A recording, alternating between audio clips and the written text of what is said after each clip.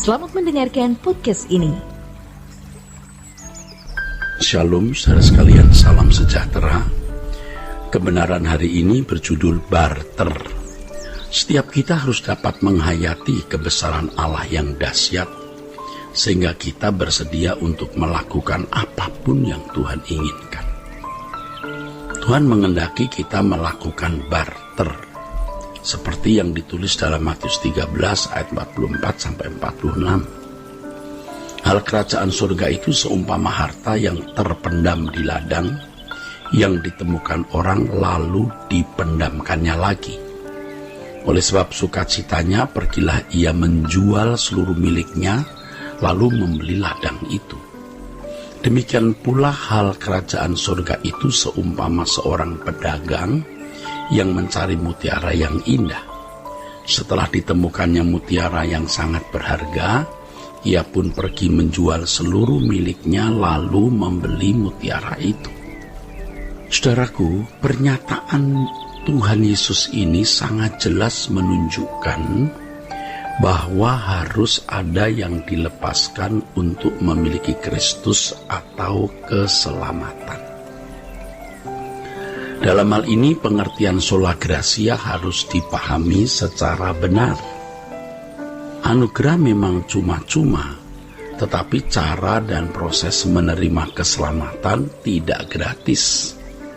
Harus ada yang dikorbankan demi mengalami keselamatan atau menerima anugerah. Salah satu hal yang paling menyesatkan banyak orang Kristen adalah ketika orang Kristen berpikir bahwa menjadi anak-anak Allah terjadi atau bisa berlangsung tanpa syarat. Seakan-akan setiap orang Kristen yang mengaku Yesus sebagai Tuhan dan Juru Selamat otomatis sudah menjadi anak-anak Allah. Ini adalah salah satu hal yang paling menyesatkan dan merusak kehidupan Kristen yang sejati. Memang harus diakui ketika kita yang berdosa diterima Allah karena pengorbanan Yesus di kayu salib, hal itu terjadi tanpa syarat. Artinya anugerah yang dihadirkan oleh kematian Yesus tidak memandang kepantasan atau kelayakan kita saat menerima anugerah itu. Ketika Yesus mati di kayu salib, setiap orang diperdamaikan oleh darahnya secara cuma-cuma. Namun ini adalah proses penebusan yang dikerjakan oleh Allah. Manusia memiliki bagian dalam proses penebusan yang harus manusia lakukan. Bagian dari orang yang menerima penebusan Tuhan adalah belajar untuk memiliki keadaan atau karakter seperti anak-anak Allah. Jadi kalau menerima Yesus sebagai Tuhan dan Juru Selamat, atau oleh kematian Yesus, seseorang memang menjadi anak-anak Allah tetapi belum sah atau disebut notos, jadi belum bisa dikatakan sebagai anak-anak Allah. Maksudnya anak-anak Allah yang sah ya. Bukan hanya berstatus sebagai anak-anak Allah, tidak cukup, tetapi harus benar-benar berkeberadaan sebagai anak-anak Allah. Ya saudaraku, oleh sebab itu kita harus menerima bahwa hidup sebagai orang Kristen adalah hidup dalam pembelajaran yang tidak pernah berhenti sampai kita mati. Pembelajaran untuk menjadi anak-anak Allah. Puncak atau klimaks dari hal ini adalah kita mengambil bagian dalam kekudusan Allah.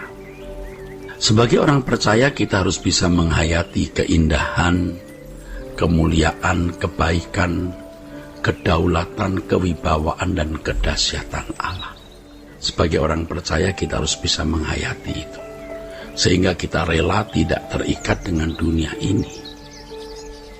Keterlepasan dari dunia harus kita miliki agar bisa mengisi hari-hari hidup kita dalam kekudusan dan kesucian.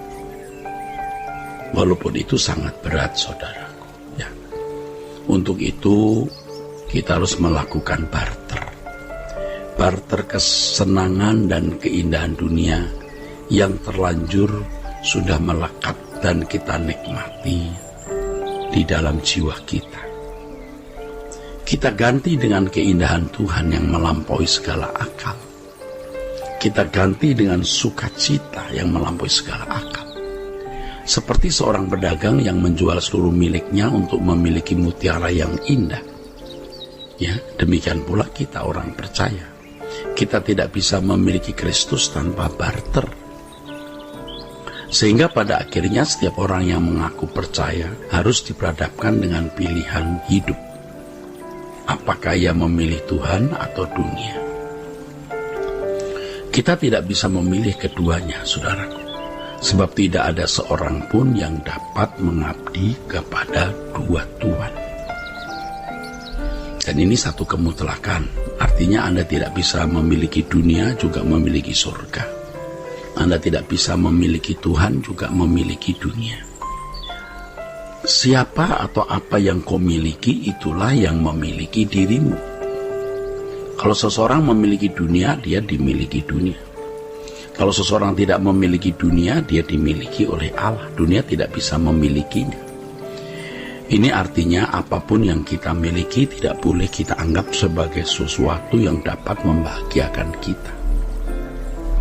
Nah, keterlepasan dari keindahan dan kenyamanan dunia dikalimatkan dengan tegas oleh Paulus dalam Filipi 3 ayat 8. Aku melepaskan semuanya itu dan menganggapnya sampah, supaya aku memperoleh Kristus. Paulus menjalani sebuah proses barter, yaitu pertukaran gairah dunia yang dimilikinya dengan Tuhan. Sebagai tuan majikan yang ia layani. Untuk dapat melayani Tuhan, Paulus harus melepaskan semuanya dan menganggapnya sampah. Ia harus melepaskan semuanya dan menganggapnya sampah. Hal ini menjadi pelajaran bagi gereja dan rohaniwan, saudara. Keindahan dan kenyamanan yang diperoleh dari pelayanan pun tidak boleh digenggam sebagai sesuatu yang membahagiakan. Bagi hamba Tuhan, pelayanan dan kegiatan gereja bisa dapat menjadi berhala di mana ia menaruh kesenangan, rasa aman, dan kehormatan. Tanpa sadar hal ini, pada akhirnya menjadi berhala bagi dirinya. Suatu kebahagiaan atau kesenangan yang sejati adalah berkenan di hadapan Tuhan. Kebahagiaan atau kesenangan yang sejatinya adalah berkenan di hadapan Tuhan. Ya, itu yang penting. Firman Tuhan mengatakan jangan ada padamu Allah lain di hadapanku. Ini berarti Tuhan menjadi satu-satunya kebahagiaan. Menjadi satu-satunya yang berharga. Hal ini bukan berarti kita harus menolak kesenangan kebahagiaan yang muncul di hati kita karena keberhasilan anak, canda, tawa bersama sahabat atau indahnya pemandangan alam. Tidak salah kita memiliki semua itu dan bisa merasakan kesenangan. Tetapi hal itu bisa kita nikmati sebab Allah pun ikut menikmati. Dan itu bukan sesuatu yang mutlak. Kita bisa menikmati segala kesenangan karena Allah ikut menikmatinya. Kita bisa bahagia karena memiliki hubungan yang harmonis dengan Tuhan. Jika kita tidak memiliki hubungan yang harmonis dengan Tuhan, apapun keberhasilan anak, canda tawa bersama sahabat, apapun tidak akan dapat membahagiakan kita. Di sini kita menempatkan Tuhan sebagai satu-satunya kebahagiaan. Nah, di sini dibutuhkan proses barter, proses barter untuk sampai tahap ini. Tuhan memberkati saudara. Sola Gracia.